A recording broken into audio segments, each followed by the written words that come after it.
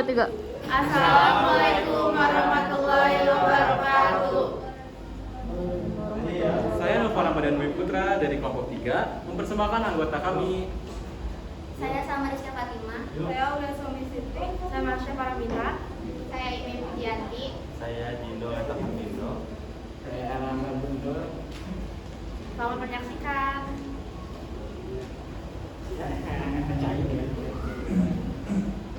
Indonesia merupakan negara agraris yang sangat erat hubungannya dengan sektor agrikultur. Sumber daya alam yang melimpah tentu memiliki potensi untuk dikembangkan dan dijadikan salah satu pendapatan negara. Teknologi bidang pertanian, perkembangan apa yang sudah terjadi? Seperti yang saya tadi bicarakan, Indonesia adalah negara agraris yang sangat berpotensi di bidang agrikultur. Tentunya potensi ini sia-sia jika kita sebagai negara Indonesia tidak mampu memanfaatkan sumber daya yang kita miliki. Untuk memanfaatkan sumber daya yang kita miliki, kita membutuhkan sumber daya alam, sumber daya manusia, dan yang akan kita bahas yaitu teknologi. Yang pertama di latar belakang adalah peningkatan produksi pertanian. Teknologi mempunyai peran yang sangat strategis dalam mendukung peningkatan produksi pertanian.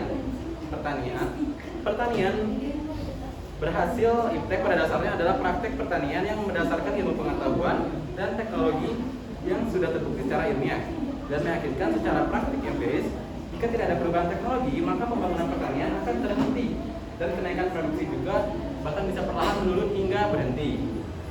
Lalu selanjutnya ada didasarkan IPTEK dan terbukti secara praktik empiris. Sedikit gambaran bahwa IPTEK bermanfaat untuk menghasilkan pertanian yang berkualitas dan mengurangi kemungkinan gagal panen dalam waktu yang lebih singkat.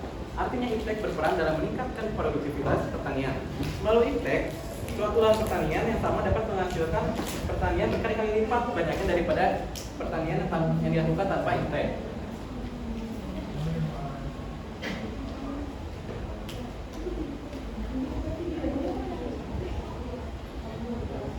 Peranan teknologi dalam pembangunan pertanian. Benar kan? Peranan teknologi dalam pembangunan pertanian dapat dianalisis dengan dua istilah yaitu berbeda tetapi keduanya menunjukkan hal yang sama yaitu perubahan teknik dan inovasi. Tanpa adanya inovasi teknologi secara terus-menerus, pembangunan pertanian akan terhambat walaupun keempat syarat mutlak lainnya telah terpenuhi.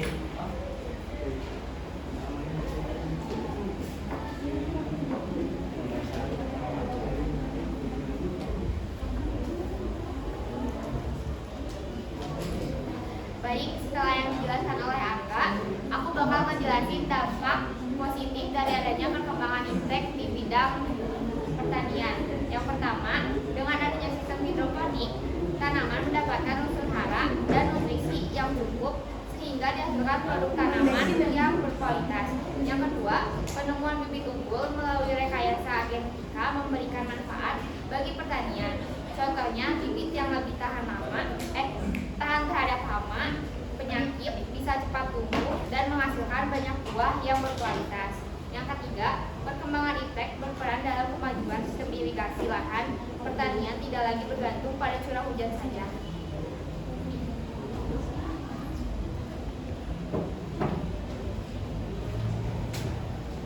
Ini saya akan menambahkan beberapa dampak positif dari perkembangan pertanian. Yang pertama, lahan pertanian semakin subur. Berkat adanya perkembangan IPTEK, lahan pertanian bisa menjadi subur karena peran penemuan pupuk. Bahkan lahan yang semula gersang dan tidak subur bisa digunakan untuk pertanian. Selain menyuburkan tanah, perkembangan IPTEK juga bisa membantu mengurangi dampak lingkungan atas penggunaan pupuk. Yang kedua, penemuan pestisida. IPTEK juga berperan besar dalam penemuan pestisida yang ada membantu melindungi tanaman dari serangan hama penyakit. Dengan begitu, hasil pertanian akan lebih maksimal dan petani terhindar dari ancaman panen gagal.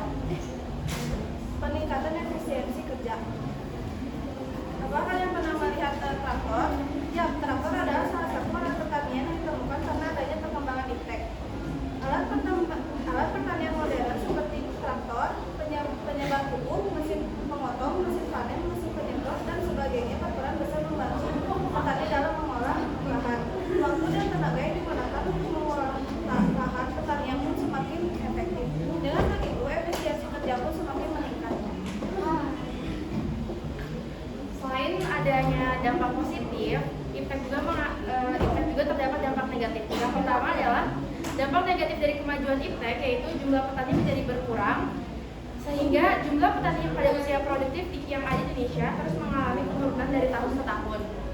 Yang kedua, teknologi pertanian yang semakin maju menyebabkan para ahli melakukan berbagai inovasi. Salah satunya yaitu dalam menciptakan produk pupuk dan obat-obatan untuk meningkatkan kualitas tanaman. Namun nyatanya dalam lapangan yang terjadi adalah menimbulkan dampak negatif, yaitu dapat membunuh makhluk hidup yang berhabitat di sekitar tanaman tersebut. Perkembangan teknologi pastinya dalam bidang apapun, termasuk pertanian, memiliki kendala atau masalah yang perlu diselesaikan oleh masyarakat. Dalam pertanian sendiri, kemampuan para pekerja petani dalam menyerap teknologi dan pengetahuan yang mereka miliki itu masih kurang.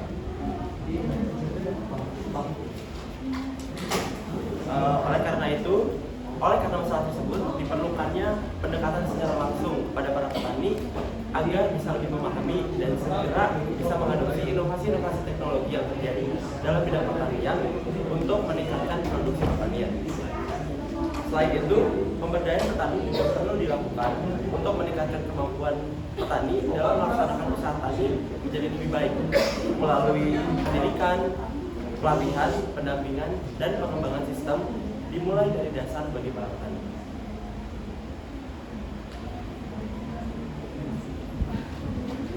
Lalu kami sampai pada kesimpulan perkembangan iptek di bidang pertanian harus juga dibarengi dengan peningkatan SDM itu sendiri. Jika tidak seperti itu, adanya perkembangan iptek akan berdampak negatif bagi masyarakat yang berkepentingan seperti para petani dan pekerja di pertanian lainnya.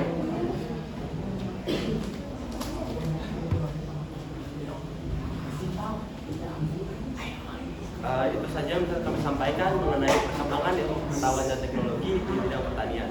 Apakah ada yang ingin bertanya? Boleh.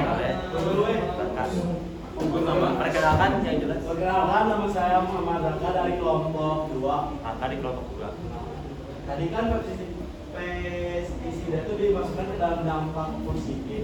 Kenapa dimasukkan ke dampak positif sedangkan kita tahu bahwa pestisida itu dapat membunuh ekosistem lain, terutama yang non target.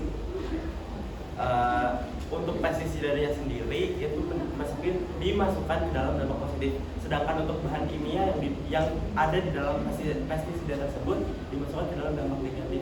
Tapi kenapa Itu dimasukkan? dua hal yang berbeda. Anda menanyakan dua hal yang berbeda. Jadi kalau negatif itu bahan-bahannya, kalau misalnya yang positifnya itu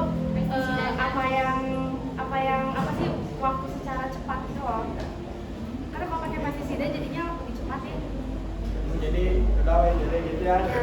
Jadi proses bahannya tuh kita mengategorikan sebagai negatif, cuman kalau positif tuh kayak dari proses Luarnya sendiri Ya, untuk luarnya. untuk tanamannya sendiri. tanpa kita mengetahui dampak negatif. Aku lagi ya. Boleh. Azhara dari kelompok Perkenalkan, nama saya Azhara Sasabila dari kelompok 2. Izin bertanya, kenapa inovasi di bidang pertanian khususnya penerapan teknologi canggih masih terasa lambat di Indonesia?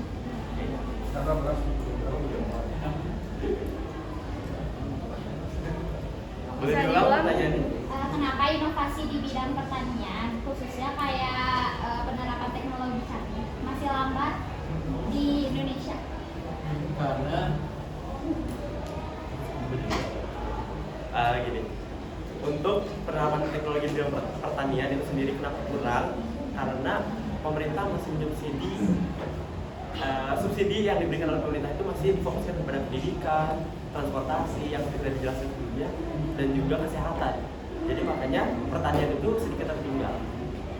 Dan sebenarnya juga kita tuh banyak ngandelin impor beras kayak dari luar negeri karena emang populasi Indonesia kan begitu banyak, jadi untuk di Indonesia aja tuh kurang cukup. Dan penerapannya tuh masih begitu kurang merata. untuk dari sumber pendapatan tersendiri bahwa inovasi di bidang pertanian tidak pasti terjadi karena adanya kebutuhan. Sedangkan Indonesia menghasilkan devisa negara kebanyakan bukan dari bidang pertanian, sehingga bidang pertanian tidak terlalu dilihat oleh negara Indonesia. Indonesia sendiri penghasilan terbesarnya jatuh di tambang batu bara, nikel, dan tentang pertambangan. Sedangkan di pertanian sendiri tidak menguntungkan. Ini terbukti dari tahun 1960-an Indonesia mau mengandalkan bidang pertanian, tetapi apa yang dihasilkan sangat tidak sesuai harapan, sehingga Indonesia mengganti sumber pendapatannya dengan bidang lain. Nah, Kalau begitu kenapa disebut negara agraris? aku dulu kakak. Negara